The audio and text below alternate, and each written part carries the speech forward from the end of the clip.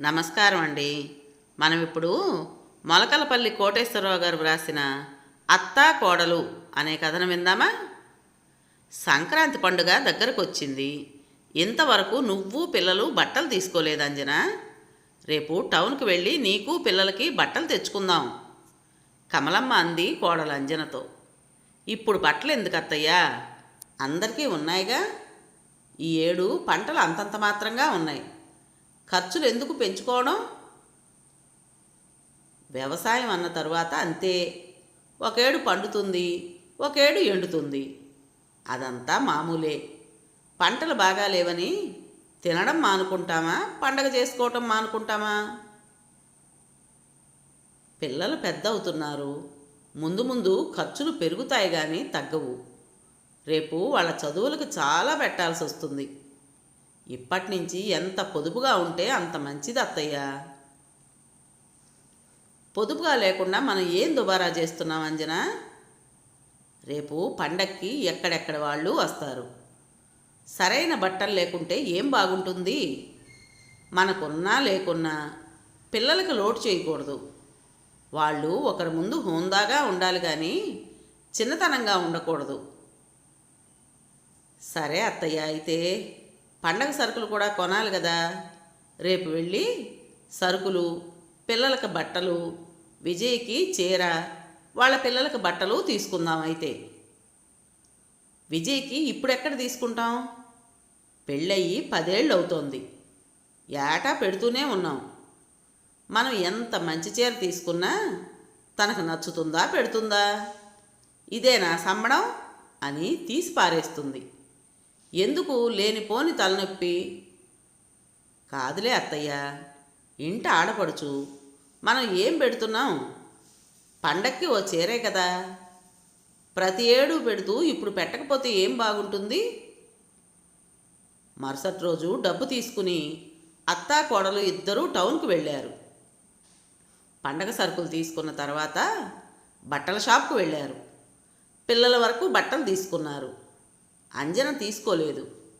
అంజన, నా మాట విను. నువ్వు ఒక చీర తీసుకోమ్మా. వద్దత్తయ్య, నాకు చాలా చీరలున్నాయి. నూలుగుడ్డ 100 కాలాలుంటుందా? ఇంట్లోనూ బీరువాలోనూ అడ్డమే. వాటిని సర్దుకోలేక చావాలి అని అంజన ససేమిరా చీర తీసుకోలేదు. అంజన విజయ్కి చీర తీసుకుంటుంటే కమలమ్మ క్యాష్ కౌంటర్ దగ్గర ఉన్న కుర్చీలో కూర్చుంది. ఆమెకి మోకాళ్ళ నొప్పులు. విజయ్ చీర అయిన తర్వాత అంజన కాటన్ చీరలున్న చోటుకు వెళ్ళి చిన్న చిన్న పువ్వులున్న 2 నేత చీరలు తీసుకుంది.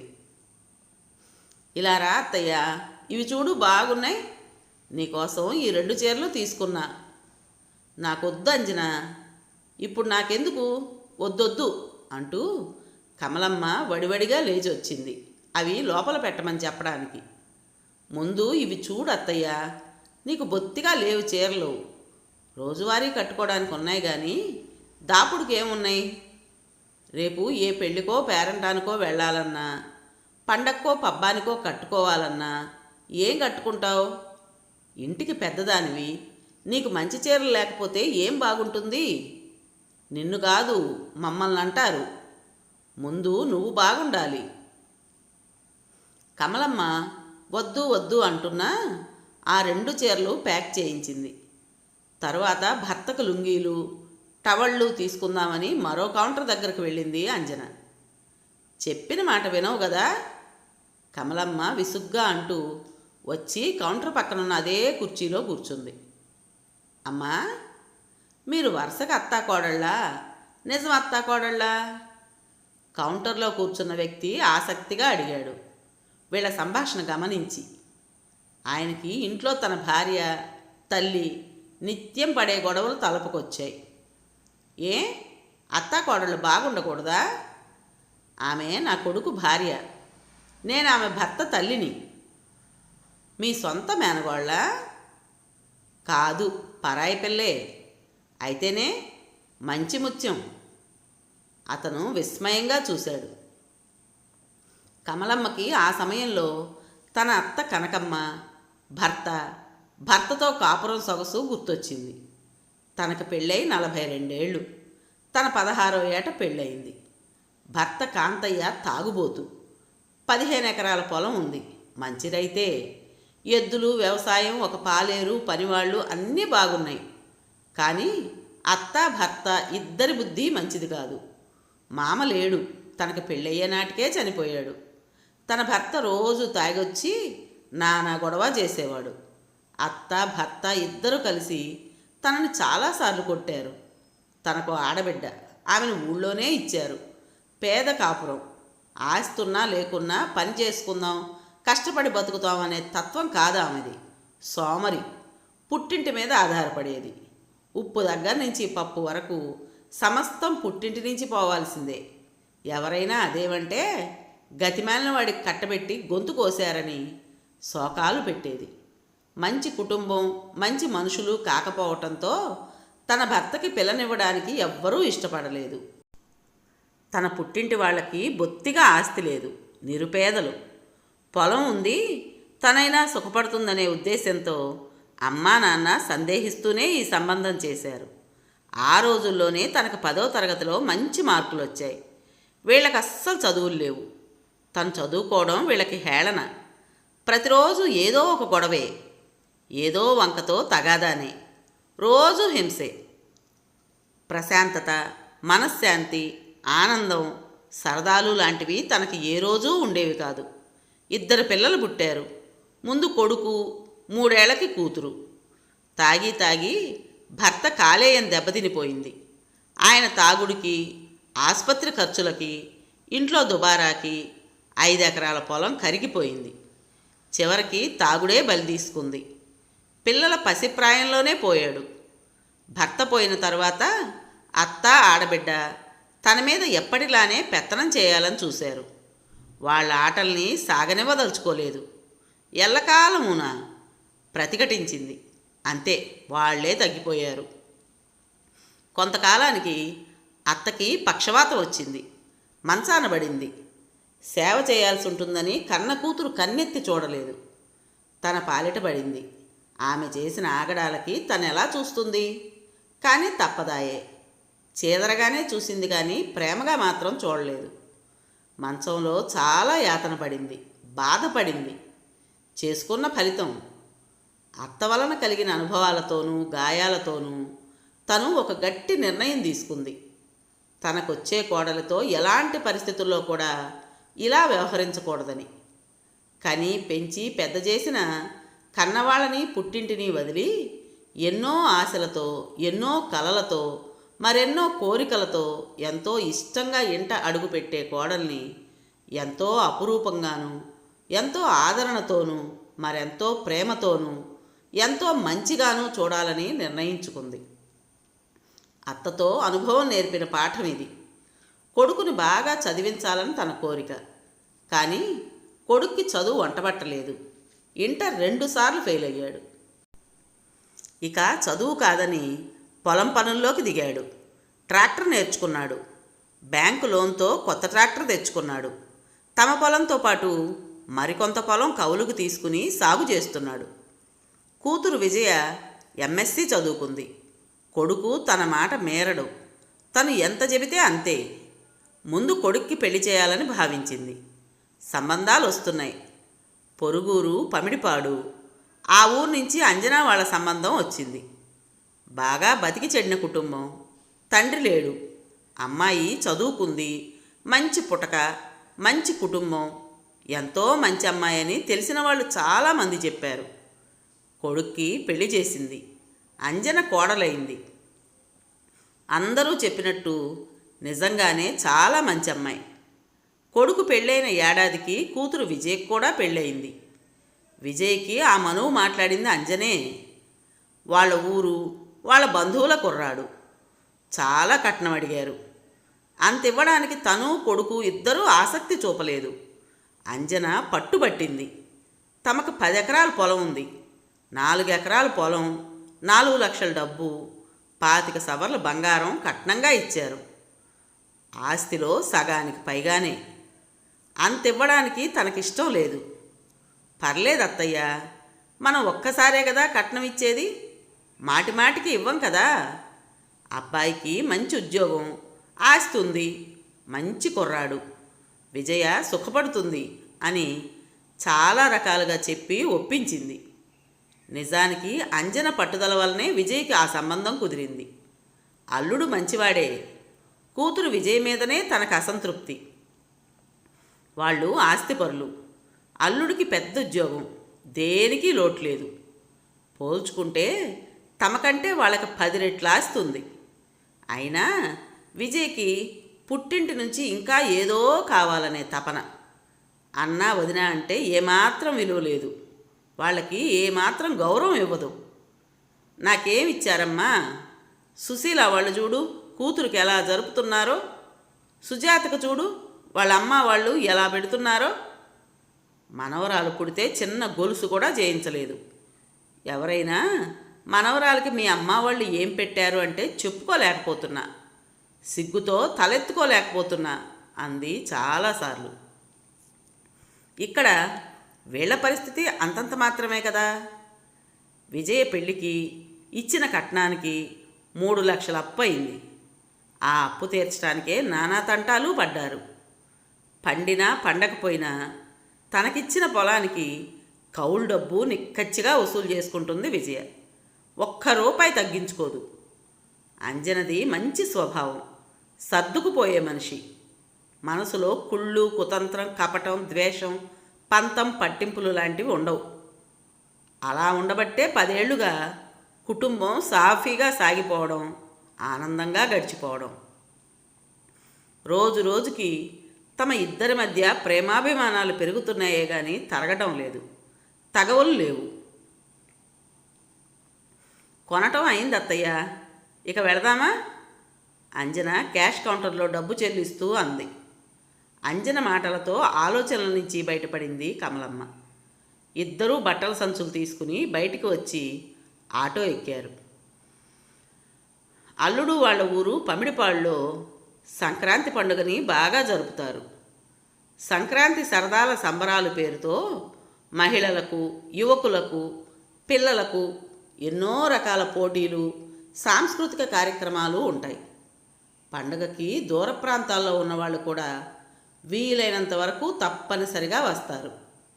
కమలమ్మ అల్లుడు, కూతురు, పిల్లలు పండగకు వచ్చారు. వాళ్ళ ఊళ్ళో ఒకరోజు ఉండి మరుసటి రోజు ఉదయమే విజయ్ పిల్లల్ని తీసుకుని పుట్టింటికి వచ్చింది.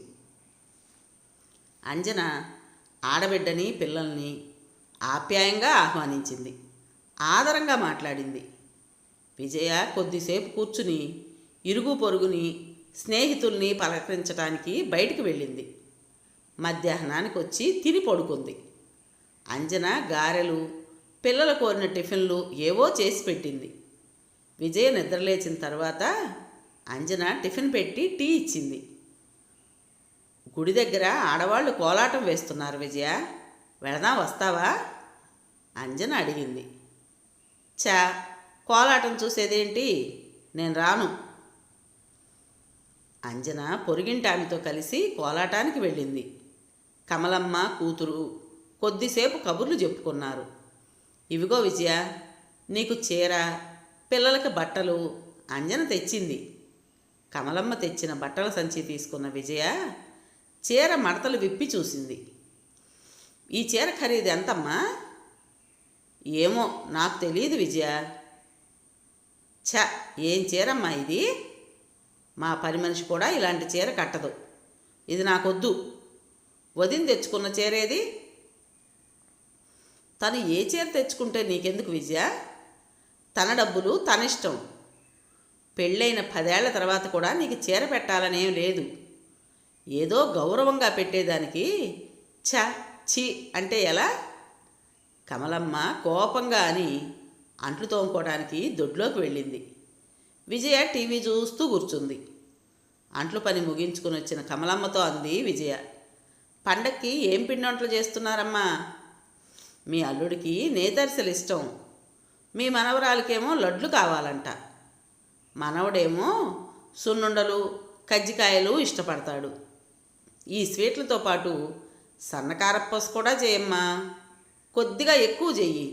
మా అమ్మమ్మ పంపించిందని పిల్లలు 10 రోజుల పాటు తింటారు. నాకు అన్ని చేసే ఓపిక లేదమ్మా. ఏదైనా ఒకటి చెప్పు చేస్తా. అసలేం చెయ్యొద్దులే.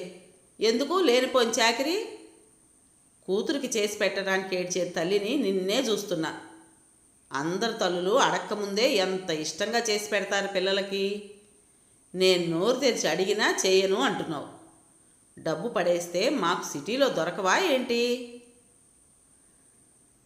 దొరికితే కొనుక్కోండి విజయ. ఎవరొద్దన్నారు? అడగడం ఎందుకు? చేయలేదని నిష్ఠూరపోవడం ఎందుకు? ఇప్పుడు ఎవరు నిష్ఠూరపోయారు? నిష్ఠూరంగాకేమిటి? ఎవరి కాపురాలు వాళ్ళవయ్యాయి, ఎవరి తంటాలు వాళ్ళు పడుతున్నారు. మీ అన్నయ్య సంపాదనతో ఇల్లు జరిగేదే కష్టం. మీ ఆయనలాగా వాడికి ఏమైనా ఉద్యోగమా? కావాలంటే డబ్బు ఇవ్వనా ఏంటి? మాకెందుకు ఊరక? నువ్వు డబ్బు ఇవ్వడం, మేం చేసి పెట్టడం ఎందుకు ఇదంతా? సిటీలోనే కొనుక్కోండి నిర్మోహమాటంగా అంది కమలమ్మ. నాకు చేసి పెడితే కోడలు ఏమైనా అంటుందని భయపడుతున్నావా? లేకపోతే ఆవిడ గారి మీద ప్రేమ కారిపోతోందా? నీకు కన్న కూతురు కంటే పరాయి వాళ్ళ కూతురే ఎక్కువైపోయింది. మరి పరాయి వాళ్ళ కూతురైతే ఏంటంట? నేను ఈ ఇంటి కోడల్ని, అంజన ఈ ఇంటి కోడలే. ఆడపిల్లకి పెళ్ళైన తర్వాత ఇక ఆడపిల్లే కానీ ఏడపిల్ల కాదు. మెట్టిల్లే వాళ్ళ ఇల్లు, పుట్టిల్లే పరాయిది. రేపు నా ముసలితనంలోనో ఒకవేళ మంచంలో పడితేనో నా కంచంలో కూడు వేసేది అంజనే కానీ నువ్వు కాదు. నువ్వెప్పుడైనా చుట్టం చూపుగా వచ్చి పలకరించిపోతావేమో. ఊళ్ళోనే ఉన్న నీ మేనత్త కన్నతల్లిని ఏమాత్రం చూసింది? రేపు నువ్వు అంతే. అందుకే అన్నమాట కోడలంటే అంత తీపి కావడం. తీపి కాక కోడలంటే ద్వేషంతో ఉండాలా? తగాదా పడుతూ ఉండాలా? మా అత్త మాదిరిగా ఎడమొహం పెడమొహంతో ఉండాలా? అది ఇద్దరికీ మంచిది కాదు. ఇద్దరికీ మనశ్శాంతి ఉండదు. తల్లి భార్య తగాదాలతో ఉంటే బయటకు వెళ్ళే మగవాడు ఎలా ఆనందంగా ఉండగలడు? నిశ్చింతగా పనులు ఎలా చక్కబెట్టుకోగలడు? అత్త కోడలు ఎంత సఖ్యతతో ఉంటే ఆ కాపురం అంత బాగుపడుతుంది. ప్రేమ, అభిమానం, ఆప్యాయత, ఆదరణ ఇచ్చిపుచ్చుకునేవి. నీకు కూతురిగా ఏమీ లోటు చేయలేదు కదా. మీ ఆయనకి నెలకి 1,00,000కి పైగానే జీతం. మీ అన్నయ్యకు ఏడాదికి కూడా అంత సంపాదన లేదు. నువ్వు పుట్టింటి నుంచి ఇంకా ఆశించడం మంచిది కాదు విజయ. మాటల్లోనే విజయ్కి భర్త నుంచి ఫోన్ వచ్చింది. వెంటనే పిల్లల్ని తీసుకుని రమ్మని. అక్కడ పిల్లల పోటీలేవో ఉన్నాయిట. నేను వెళ్తున్నా, మళ్ళీ వస్తే వస్తా లేకపోతే లేదు. విజయ పిల్లల్ని తీసుకుని విసురుగా వెళ్ళిపోయింది. విజయ మరుసటి రోజు తప్పకుండా వస్తుందని కమలమ్మకు తెలుసు. కోలాటం దగ్గర నుంచి అంజన వచ్చింది. విజయ్ ఏదత్తయ్యా? వాళ్ళ ఊరు వెళ్ళింది. అదేమిటి, ఉండమని అడక్కపోయావా? వాళ్ళ ఆయన ఫోన్ చేశాడు, వెళ్ళింది. పిల్లలకి ఏవో పోటీలు పెట్టారంట. బియ్యం నానబోయి అంజన, పిండి కొట్టించి అరిసెలు చేసుకుందాం. విజయ్ కూడా తీసుకుపోతుంది. అలాగే అత్తయ్య. నేను కూడా కాసేపు కోలాటం గడికి పోయి చూసొస్తా అంటూ కమలమ్మ బయలుదేరింది. అంజన ఉందా పిన్ని అంటూ సురేఖ బయట వాకిట్లోకి కమలమ్మకి ఎదురొచ్చింది. ఉంది సురేఖ. తిరుపతి నుంచి ఎప్పుడొచ్చారు? అందరూ బాగున్నారా? సురేఖ నవ్వుతూ జవాబు చెప్పింది. అంజన సురేఖ స్నేహితులు, ఒకే ఊరు. సురేఖ ఈ ఊరి కోడలే. భర్తకి తిరుపతిలో ఉద్యోగం. కమలమ్మ కోలాటం దగ్గరకు వెళ్ళి అక్కడ చాలాసేపు నిలబడి చూసొచ్చింది. మోకాళ్ళ నొప్పుల మనిషి కావడంతో వచ్చి రావడంతోనే పంచలో ఉన్న మంచం మీద కూర్చుంది. లోపల నుంచి మాటలు వినబడుతున్నాయి. కొన్ని మాటల తరువాత అంజన మాటలు కమలమ్మ చెవిన పడ్డాయి. మా అత్త మంచి మనిషి రేఖ, చాలా మంచి మనసు. పైసా కట్నం లేకపోయినా, పుట్టింటి పెట్టుపోతలు లేకపోయినా నన్ను ఎంతో బాగా నిజం చెప్పాలంటే కూతురు కంటే మిన్నగా చూస్తుంది. ఏ జన్మలో ఎంత పుణ్యం చేసుకున్నానో ఇంత మంచి కుటుంబంలోకి వచ్చాను. నాది కాదంజనా, నీదే మంచి మనసు. నువ్వు బంగారానివి, మామూలు బంగారం కాదు, మేలిమి బంగారానివి, మా ఇంటి దీపానివి. మనసులోనే కోడల్ని గురించి అనుకుంది కమలమ్మ. విన్నారు కదండి, అత్త కోడలు. మరి ఈ కథ మీకు నచ్చిందా? నచ్చినట్టయితే లైక్ చేసి మరో నలుగురికి షేర్ చేయండి. అలాగే ఈ కథ పైన మీ విలువైన అభిప్రాయాన్ని కామెంట్ బాక్స్లో తప్పకుండా తెలియజేస్తారు కదూ. మరి ఇంత మంచి కథను మనకు అందించిన రచయిత కోటేశ్వరరావు గారికి మనందరి తరపున మనస్ఫూర్తిగా ధన్యవాదాలు తెలుపుకుంటూ, ఇటువంటి మంచి మంచి కథల కోసం కొత్త వాళ్ళు మన ఛానల్ని తప్పకుండా సబ్స్క్రైబ్ చేసుకోండి. రేపు మరో మంచి కథతో మీ ముందుకు వస్తాను. అప్పటి వరకు ఉంటానండి.